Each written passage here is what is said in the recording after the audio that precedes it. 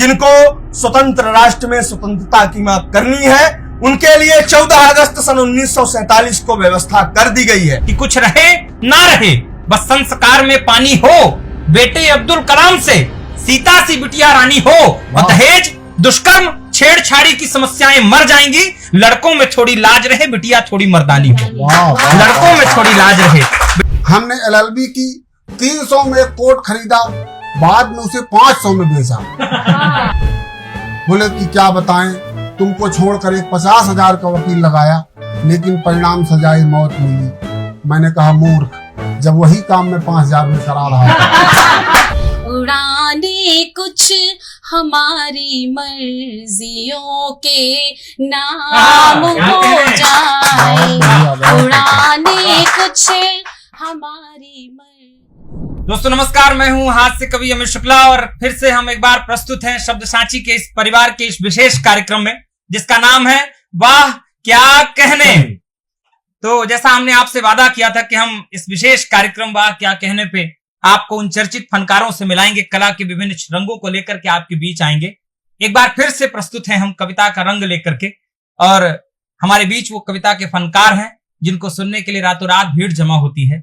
और ऐसा कहा गया है हमारे कवि कुनबे में कि कविता करना खेल नहीं है, कविता करना खेल नहीं है, पूछो इन फनकारों से, ये सब लोहा काट रहे हैं कागज की तलवारों से। तो हमारे बीच वो फनकार हैं। आइए एक छोटा सा परिचय हम इन फनकारों का आपके बीच प्रस्तुत करते हैं जो हमारे बीच आज विराजमान है। किनारे से मऊगंज जिले से हमारे बीच एक युवा कवि, एक ओजस्वी और तेजस्वी कवि हमारे बीच वीररस का विराजमान है, जिसका नाम भाई नीरज निर्मोही है। इसे इन दिनों बिंद शाबक के नाम से जाना जाता है। जब ये कविता पढ़ेंगे तो सीधे आप कराची और लाहौर में झंडे गाड़ने पर मजबूर हो जाएंगे। एक बार जोरदार तालियां भाई नीरज निर्मोही जी के लिए बजाइए। पड़ोस में हमारे बीच महिला सशक्तिकरण का प्रतिनिधित्व करने वाली एक विदुषी कवित्री हमारे बीच डॉक्टर आरती तिवारी जी, गीत गजल का एक प्यारा सा नाम आपके बीच प्रस्तुत है, जरा जोरदार तालियां इनके सम्मान में भी बजाइए। किनारे हमारे बीच सतना से चल करके, हालांकि चल करके नहीं आए हैं, गाड़ी से बराबर आए हैं, वो हास्य व्यंग के एक अद्भुत कवि हैं जिन्हें हास्य का धनंजय कहा जाता है। मैं चाहता हूं कि कैसे वो किसी नाम के मोहताज नहीं है, लेकिन जब वो कविता पढ़ेंगे तो पेट पकड़कर हम मुस्कुराने पर मजबूर हो जाएंगे। आदरणीय रविशंकर चतुर्वेदी जी का जरा जोरदार तालियां बजा करके स्वागत करिए। आइए हम इन तीनों कवियों में से पहले कवि को सुनते हैं। मैं चाहता हूं कि मां की अर्चना हो, भारत माता की वंदना हो, और हमारे बीच एक ऐसा ओजस्वी कवि विराजमान है। ये बड़ा ओजस्वी और तेजस्वी कवि है अभिजीत भाई, बहुत अद्भुत कवि है। अभी तरोताजा विवाहित पुरुष है, उभरता हुआ पति।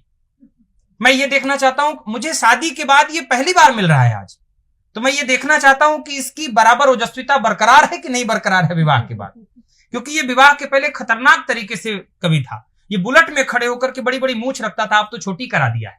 विवाह के पहले बड़ी बड़ी मूंछ रखता था सर की तरह, तो और स्टेटस डालता था बुलेट में खड़े होकर के बड़ी मूंछों में ताव दे करके कि शेर का कोई ठिकाना नहीं होता। विवाह के 7 दिन बाद मैंने इसको फोन किया तो सौभाग्य से हमारी अनुज वधू ने फोन उठा लिया, तो मैंने मजाक में कह दिया, मैंने कहा शिखा कहां है हमारा शेर? तो बोली किचन में लहसुन छील रहा है। तो मैं ये देखना चाहता हूं कि आज उस शेर की ओजस्विता बरकरार है कि नहीं। आइए, लेकिन अद्भुत कवि है, जब आप सुनेंगे तो आपके रोंगटे खड़े होंगे। उर्मिलेश जी की 4 पंक्तियों से भाई नीरज निर्मोही को आमंत्रित करता हूं कि पूरी हिम्मत के साथ बोलेंगे जो उनका तेवर है, पूरी हिम्मत के साथ बोलेंगे, जो सही है वही बात बोलेंगे, और साहिबों हम कलम के बेटे हैं, कैसे हम दिन को रात बोलेंगे। भाई नीरज निर्मोही। बहुत बहुत धन्यवाद अमित भैया।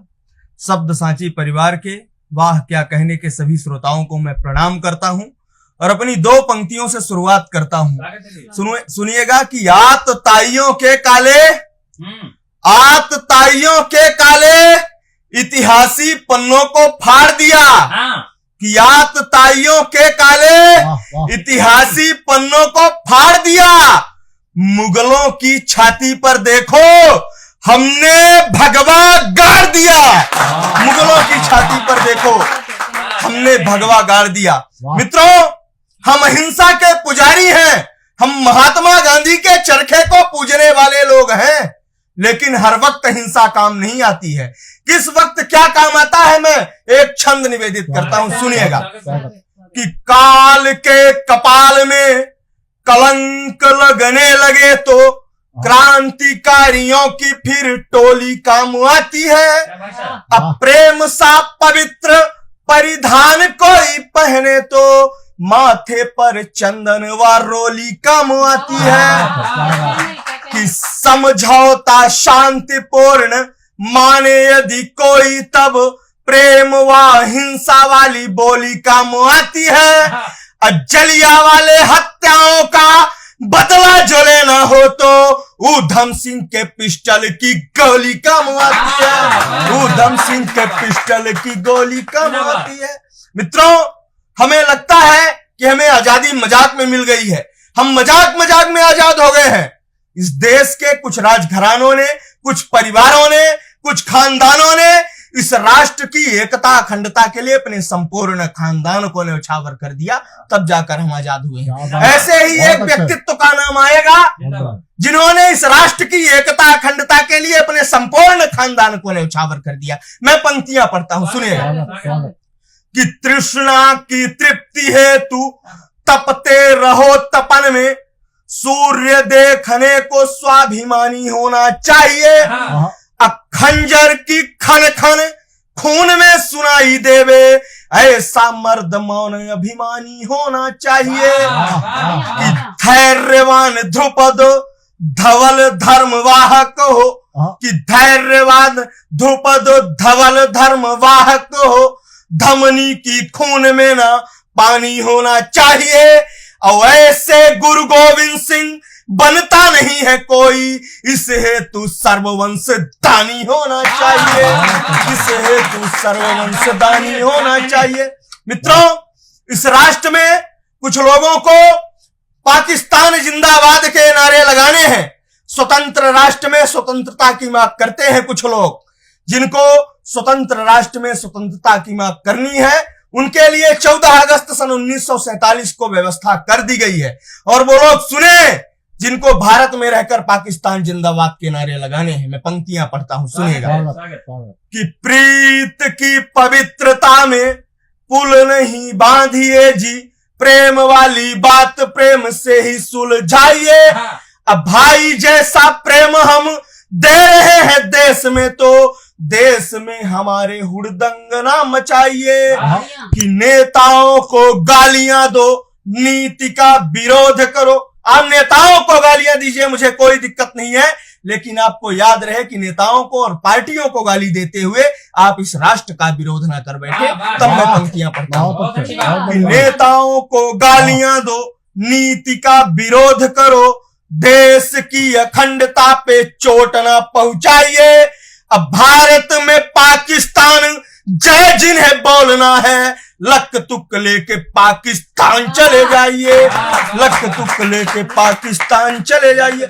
मित्रों, हमारी पीढ़ी को बताया गया कि प्रेम की वास्तविक निशानी क्या है। ताजमहल को हमारी पीढ़ी को बता दिया गया कि प्रेम की निशानी है, जबकि प्रेम की वास्तविक निशानी क्या है। मैं पंक्तियां पढ़ता हूं, सुनिएगा। हमारी पीढ़ी जाननी चाहिए, हमारी युवा पीढ़ी को क्या है प्रेम की निशानी में। पंक्तियां कि चित्रकूट चहुं और चपल चलायमान, कि चित्रकूट चहुं और चपल चलायमान, चप्पा चप्पा बसी मेरे राम की कहानी है। अब बनवासी वस्त्रधार धैर्य कभी खोते नहीं, सारी दुनिया तो मेरे राम की दीवानी है। सूरवीर सैन्य शक्ति साथ लेके चला नहीं, वानरों की विद्यमान बन में रवानी है। अब मुमताज का तो ताज लवरेज अयासी से, राम से तू बनी सच्चे प्रेम की निशानी है। राम से तू बनी सच्चे प्रेम की निशानी है। मित्रों, मैं एक 30 सेकंड की और रचना सुनाना चाहता हूं, इसके बाद अपना स्थान ग्रहण करता हूं। कि हर जगह दुशासन पैदा है, हर जगह दुशासन पैदा है, जल्दी धरती में आना होगा। हे कृष्ण तुम्हें कलयुग में फिर से रौद्र रूप दिखलाना होगा। कि टूटा हुआ डरा सा मानव होता बहुत सशंकित है, चीर हरण की घटनाओं से भारत आज कलंकित है। कि रोज द्रौपदी चीख चीख कर आंसू खूब बहाती है, और दुशासन के हाथों में नित्य छली हो जाती है।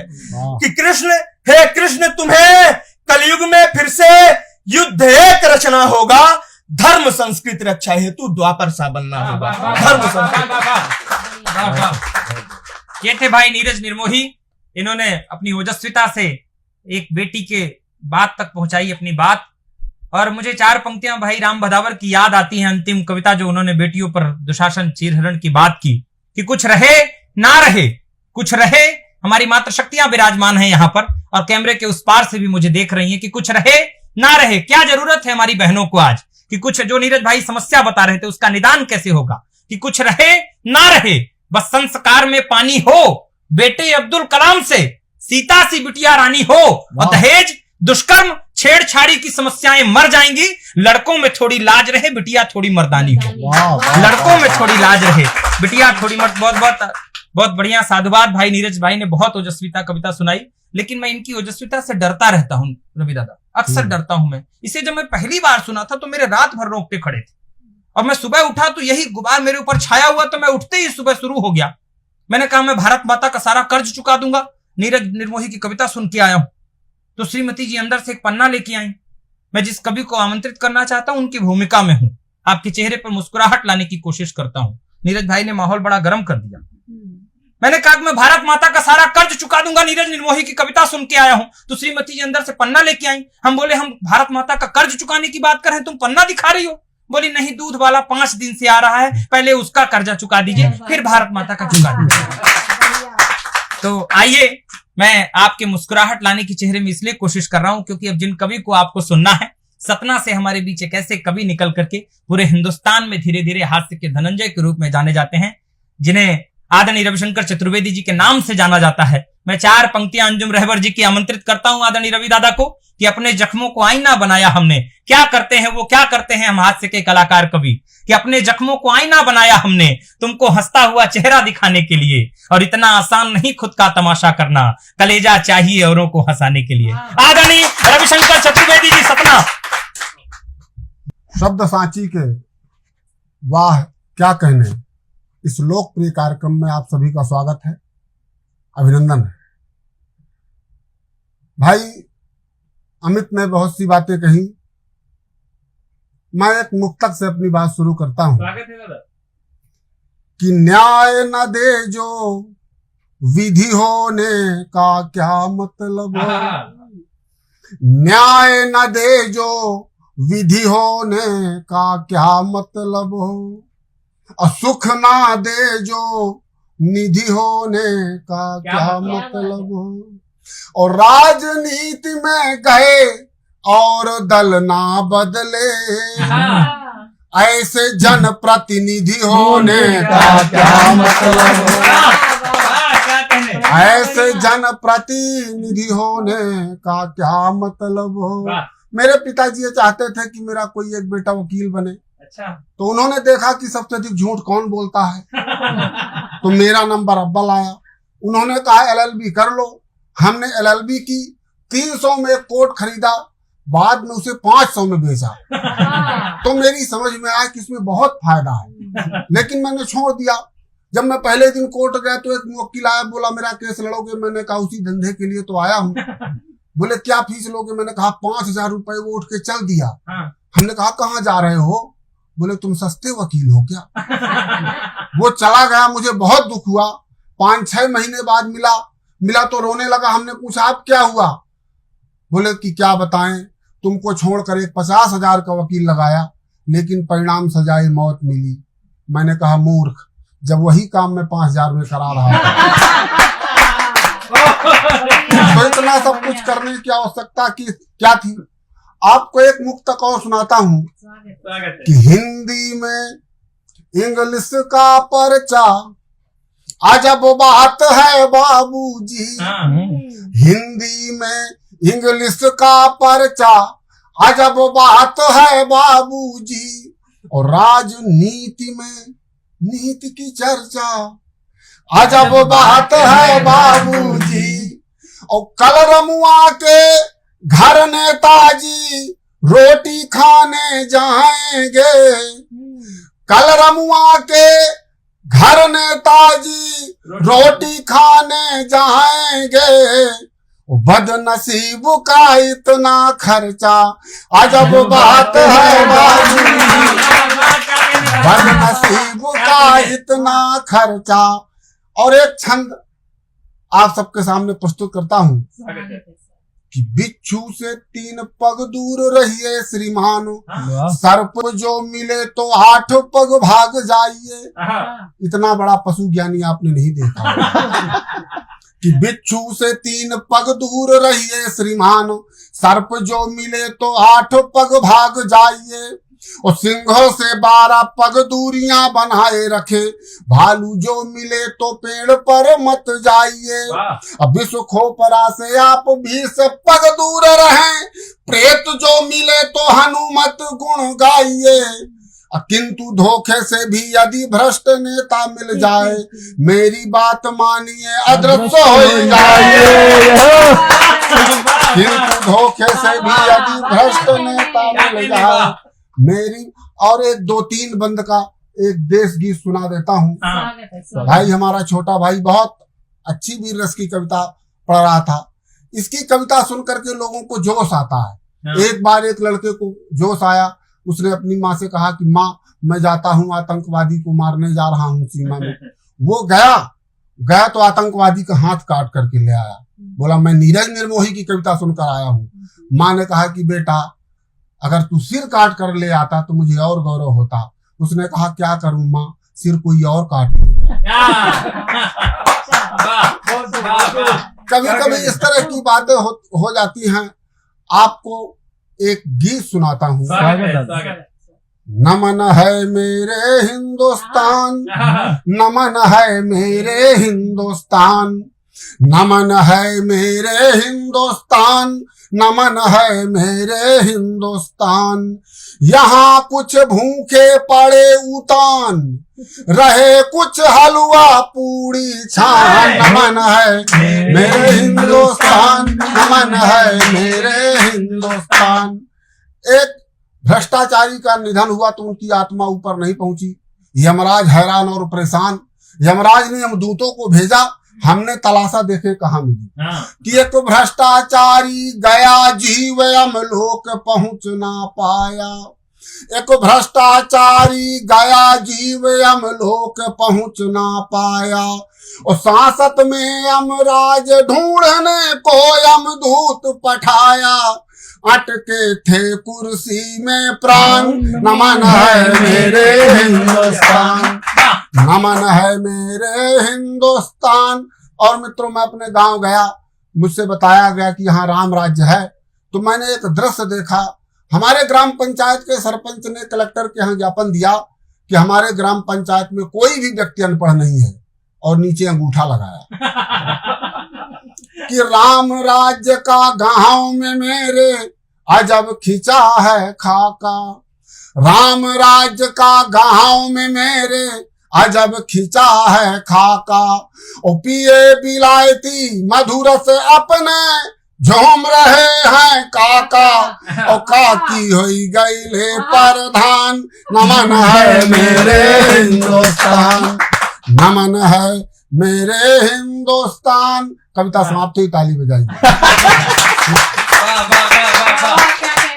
ये थे आदरणीय रविशंकर चतुर्वेदी जी, जिन्होंने हंसते हंसाते व्यंग किए, राजनीति पर व्यंग किए। तमाम राजनेताओं पर क्या व्यंग करना। रवि दादा ने तो इतनी अच्छी राजनीति पर बात की। राजनीति कोई विषय है क्या कविता पढ़ने का? नहीं, राजनीति पर व्यंग नहीं करना चाहिए। वो अभी तो शपथ ग्रहण हुआ है। वो एक बार बहुत पहले शपथ ग्रहण हुआ तो एक मंत्री जी पद लेकर के अपने गृह विधानसभा क्षेत्र जा रहे थे, तो यही रीवा के पास उनका हेलीकॉप्टर खराब हो गया। नीरज भाई सच्ची बात बता रहा हूं। तो हेलीकॉप्टर खराब हो गया, एकदम मंत्री पद शपथ लेके जा रहे थे, तो खेत में उतारना पड़ा एक जगह हेलीकॉप्टर।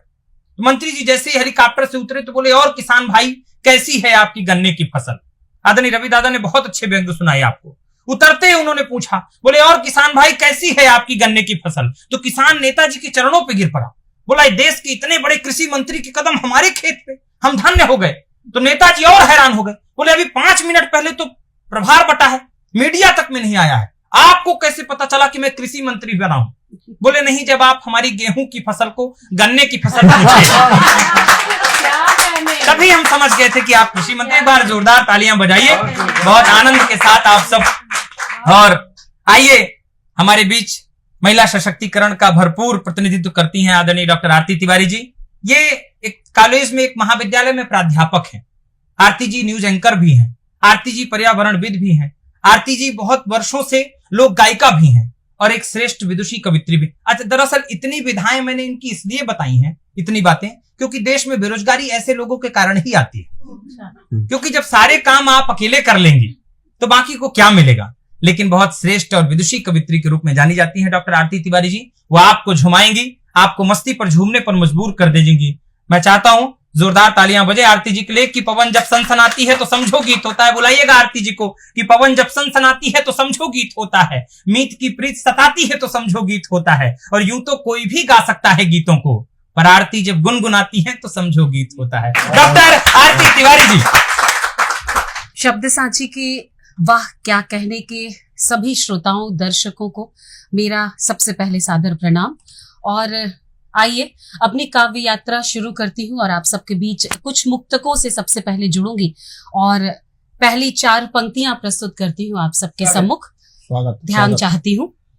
पहाड़ों से सितारों तक गगन नीलाम हो जाए, पहाड़ों से सितारों तक गगन नीलाम हो जाए, नजर भर है लबालब ख्वाब एक अरमान हो जाए, नजर भर है लबालब ख्वाब एक अरमान हो जाए, समंदर पी गए गमख्वार बनकर इंतजारों में, समंदर पी गए गमख्वार बनकर इंतजारों में, उड़ाने कुछ हमारी मर्जियों के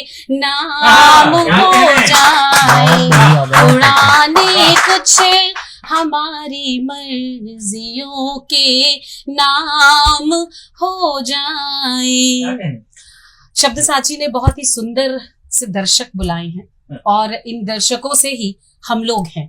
कवियों को केवल दर्शक चाहिए और आपकी तालियां चाहिए। भरपूर तालियों से आप हम सबका उत्साह वर्धन कर रहे हैं। बहुत प्यारा सुना के गए। तो आइए इसी के चलते मैं 4 पंक्तियां आप दर्शकों के नाम करती हूँ, आपकी मुस्कुराहट के नाम करती हूँ और आप सबसे जुड़ती हूँ।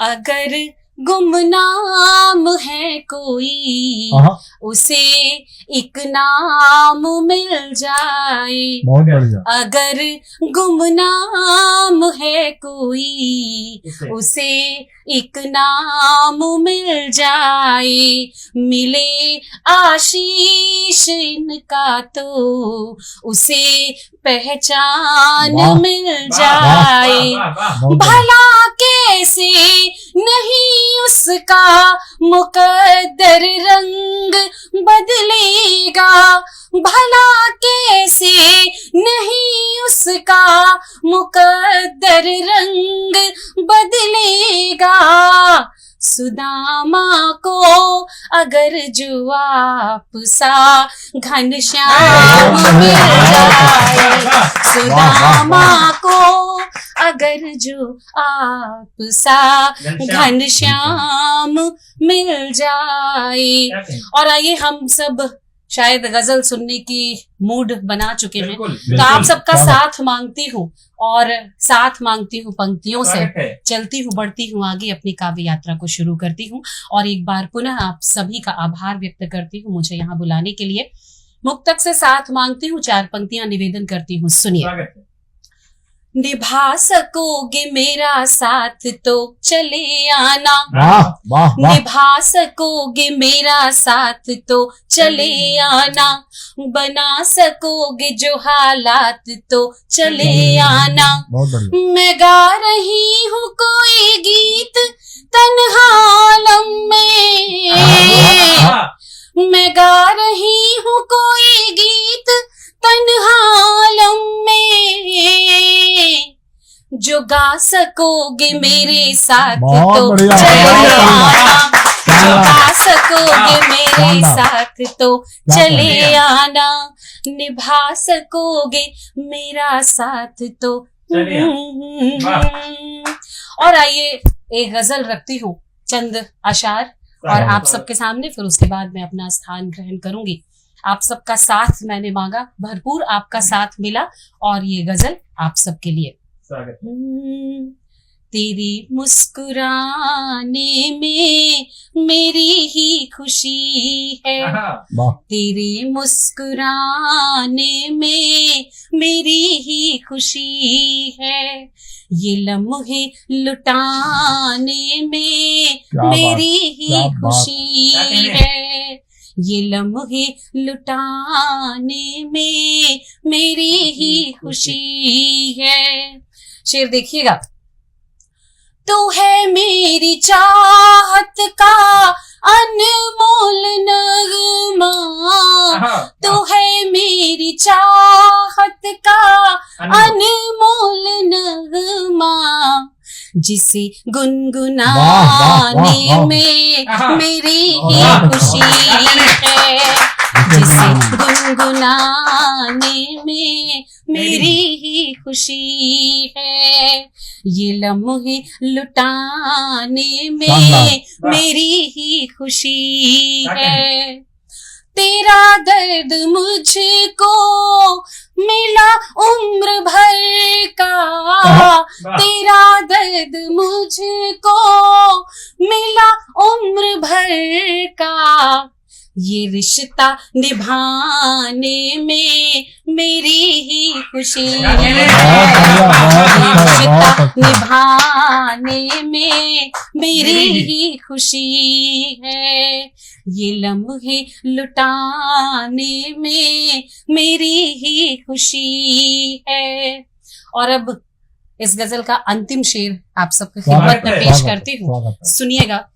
हमदम तुम्हारी ही राहों में हर पल, हमदम तुम्हारी ही राहों में हर पल, ये नजरें बिछाने में मेरी ही खुशी है, ये नजरें बिछाने में मेरी ही खुशी है, तेरे मुस्कुराने में मेरी ही खुशी है, ये लम्हे लुटाने में मेरी ही खुशी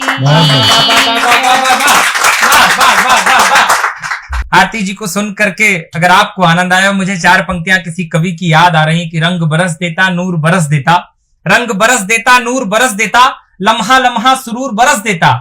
कुछ देर अगर आरती जी और पढ़ देती तो आज बादल जरूर बरसते। तो जितने मन से आप सबने सुना है, और तेरे मुस्कुराने पे मेरी ही खुशी है, जब आप ये कह रही थी तो रवि दादा अपने आप को ले रहे थे, ये ज्यादा खुश हो रहे थे आपसे ज्यादा, लेकिन वो आपको नहीं कह रही थी, किसी और को कह रही थी।